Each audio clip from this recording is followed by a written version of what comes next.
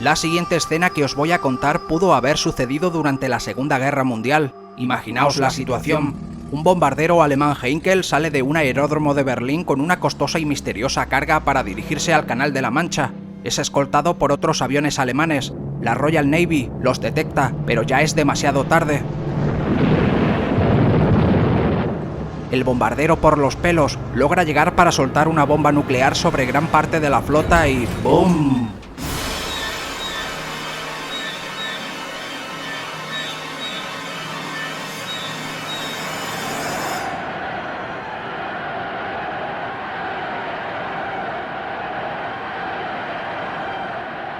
¿Hubiese sido esto posible? Veámoslo. Der Uranverein. Proyecto Uranio.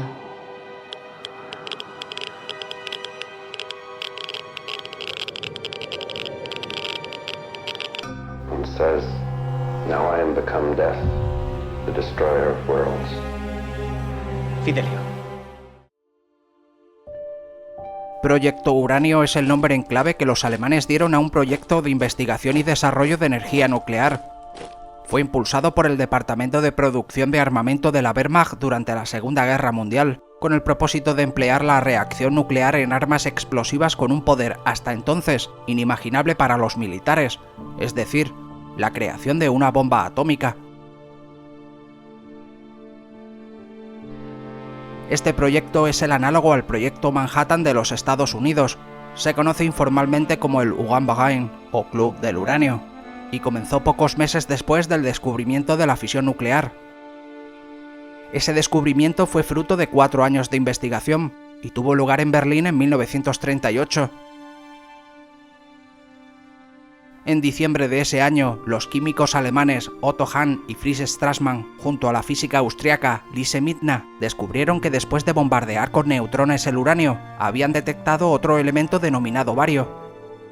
Meses antes, Lise Meitner, de ascendencia judía, tuvo que huir de la Alemania nazi con la policía en los talones, hacia los Países Bajos y posteriormente a Suecia. Fue allí donde corroboró junto a su sobrino Otto Fritz que habían descubierto la fisión nuclear.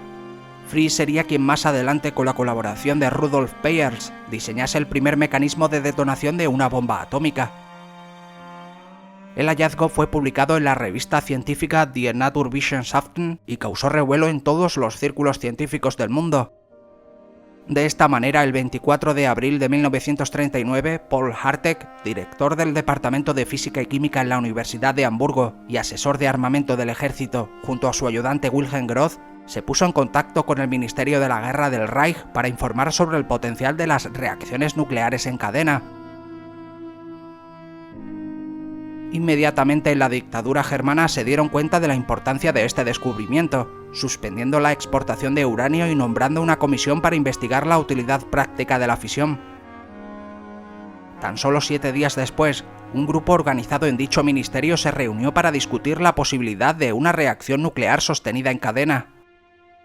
Este grupo inicial incluía a los físicos Walter Bocher, Robert Doppel, Hans Geiger, Wolfgang Gettner, Wilhelm Halle, Gerhard Hoffmann y Georg Hoss. Peter Debye fue invitado pero no asistió. Este grupo de físicos se conoce informalmente como el primer Uranverein, es decir, el primer club del uranio, y oficialmente como Arbeitsgemeinschaft für Kernphysik. 5 meses después, cuando se invadió Polonia en septiembre, el Departamento de Producción de Armamento de la Wehrmacht creó el Proyecto Uranio. El proyecto fue encargado a los doctores Kurt Dybna y Erich Bage. Nombran a Kurt Dybna director administrativo del programa. Este llamó al doctor Otto Hahn, uno de los descubridores de la fisión, pero rehusó participar, y también a otros como Bernhard Heisenberg, Paul Hartek, Manfred von Agden, Walter Gerlach, Karl Birch, Horst Korsin y Karl Friedrich von Weizsäcker. Todos ellos aceptaron unirse a este segundo club del uranio. Los trabajos de investigación se dividieron en 3 equipos. Von Weizsäcker y Karl Birch estarían a cargo de los laboratorios de Berlín. Heisenberg realizaría sus investigaciones en la Universidad de Leipzig. Un tercer equipo conformado por el personal de la Luftwaffe realizaría sus investigaciones en un campo de pruebas del ejército en el sudoeste de Berlín, bajo la dirección del propio Dybna. En 1940, Heisenberg y su equipo comenzaron a desarrollar un prototipo de reactor nuclear, cuyo progreso llevó a Heisenberg ser nombrado en 1942 director del Instituto de Física de Berlín Kaiser Wilhelm, el más importante de toda Alemania. Pese a los esfuerzos, los trabajos no avanzaban. Como los progresos en el arma nuclear eran muy lentos, la Wehrmacht empezó a considerar que el dinero que se gastaba en esa investigación era mejor invertirlos en otros proyectos armamentísticos que sí estaban produciendo resultados inmediatos, como por ejemplo los cohetes y el motor a reacción. Así que el proyecto pasó del ámbito militar al ámbito civil. Pese a la amenaza de cancelación, los trabajos continuaron. Albert Speer fue convencido por los científicos para mantener el proyecto e inyectó algo de liquidez, pero ni de lejos la suficiente como para desarrollar un programa nuclear. A la carencia de dinero se sumaba la falta de agua pesada.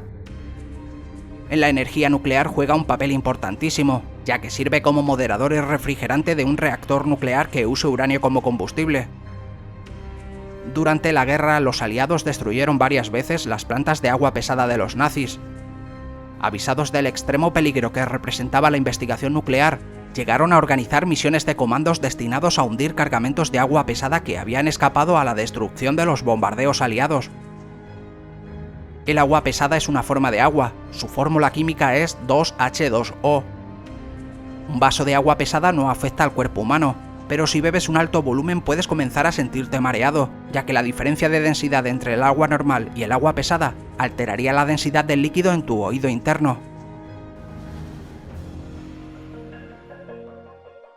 Para conocer los progresos alemanes sobre el empleo de la energía atómica, los ingleses y estadounidenses planearon operaciones de espionaje enmarcadas dentro del proyecto Manhattan conocidas como Operaciones Alsos. Estas operaciones demostraron que los estadounidenses habían superado el nivel de las investigaciones alemanas hacia 1942. En 1943, los continuos bombardeos aliados hacían peligrar las instalaciones del proyecto, y los alemanes se vieron obligados a mudar los laboratorios a lugares más seguros. Bernhard Heisenberg, con un presupuesto muy reducido, se establece en los sótanos de una iglesia en Haigerloch, en especial como precaución para no caer en manos de los soviéticos, quienes se acercaban peligrosamente a Berlín. En esos momentos, todo indicaba que las posibilidades de cambiar el destino de la guerra eran prácticamente imposibles. Más por desesperación que por creer en el proyecto, Hitler tenía la esperanza de que pronto surgiera del proyecto uranio un arma maravillosa y salvadora, pero eso jamás sucedería. Finalmente, en mayo del 45 cae Berlín, logrando los aliados capturar a 10 científicos alemanes, 8 de los cuales eran integrantes del proyecto uranio. Todos son enviados a Inglaterra e internados en una casa de campo llamada Farm Hall, la cual tenía micrófonos ocultos para grabar todo lo que ellos pudiesen decir. De entre los materiales incautados, los estadounidenses pudieron encontrar y enviar a Estados Unidos varias toneladas de uranio 235, un isótopo inestable del uranio.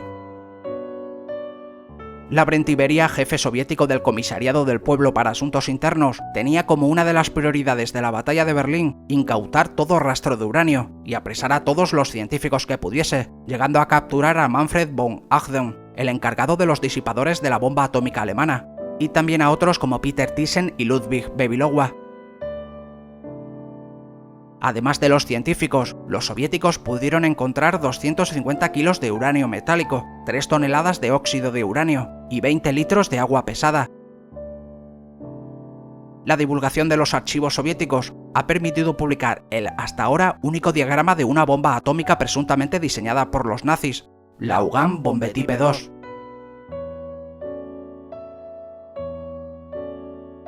Así pues, la pregunta sería, ¿por qué los alemanes no consiguieron la bomba atómica? ¿Pudieron haberla creado?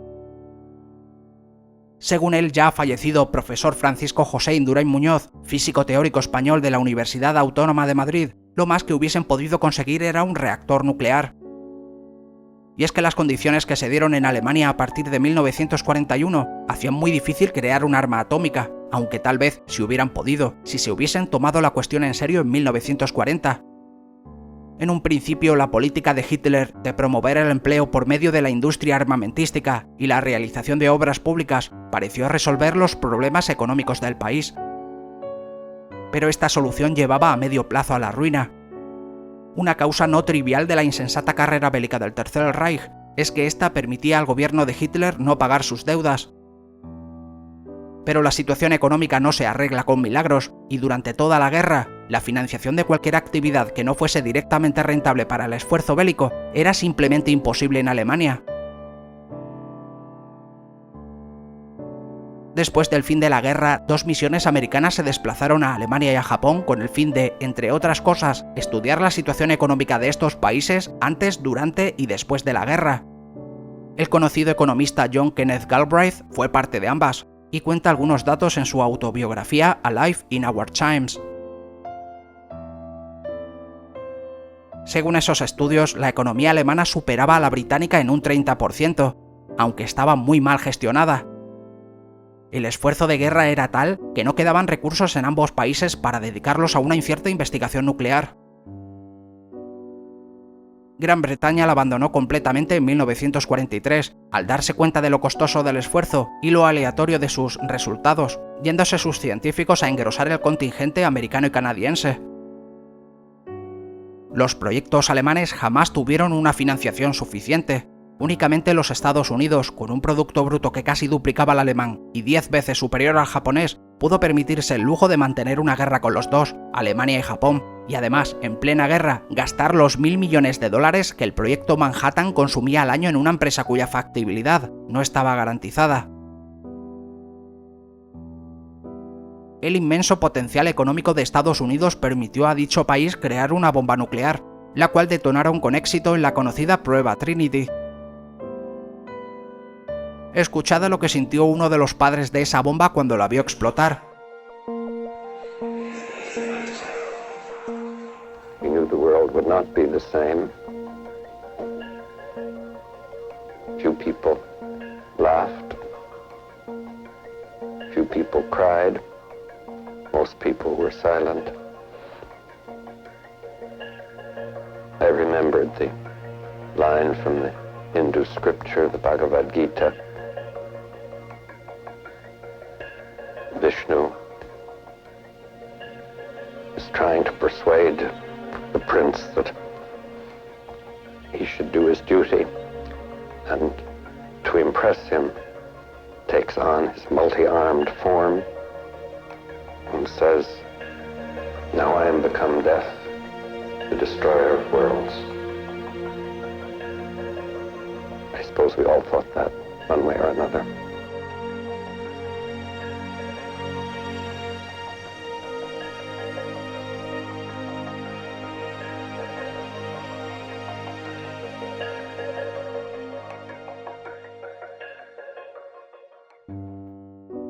No hay duda de que la vasta capacidad económica e industrial de Estados Unidos fue clave para alcanzar el arma nuclear. Pero sin los brillantes científicos del proyecto Manhattan, hubiesen tardado mucho más tiempo en conseguirla. La falta de científicos de primer nivel fue una causa importante del fracaso atómico alemán.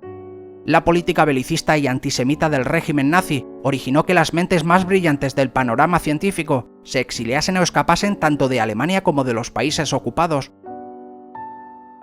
Pero, ¿y si hubiese existido un equipo conjunto del eje, más equilibrado y apoyado que el Club del Uranio? ¿Y si una persona competente como Albert Speer hubiese estado desde el principio a cargo de la economía nazi, hubiese sido posible para los alemanes crear una bomba atómica? Por supuesto, es imposible asegurar una respuesta a tal pregunta, pero en la opinión personal del profesor Francisco José, es que en esas condiciones sí hubiese sido posible.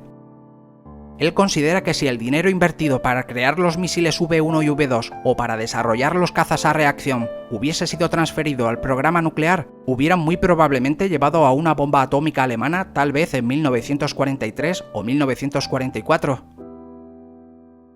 Es cierto que Alemania fuera de ese contexto ideal no hubiese podido hacerlo, para lo que le faltaban recursos humanos y económicos que requería la producción de plutonio o la separación del uranio 235.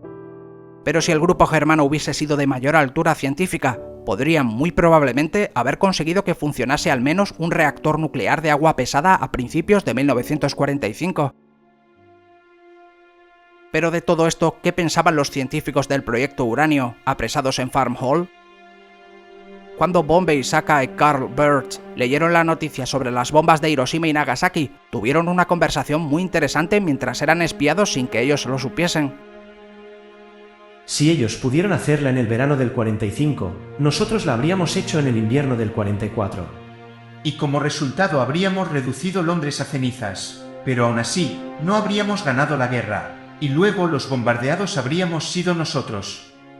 Creo que no debemos buscar excusas a nuestro fracaso. Aunque hubiéramos puesto el mismo empeño que ellos, muy posiblemente tampoco lo hubiésemos conseguido, pues nos habrían bombardeado antes las fábricas. Lo que está claro es que los Bethe, Midna, Fries y tantos otros que hubieran podido crearla se habían marchado, y los Hahn, Bollhaue o Planck rehusaron participar en el esfuerzo nazi. Boche, que sí participó, no tenía ni de lejos el nivel de Fermi. Hartek y von Agden solo jugaron un papel secundario. Es indudable que, por suerte, una de las causas de la derrota del Tercer Reich fue su nefasta política científica. Suscríbete para ayudar al canal a seguir creciendo.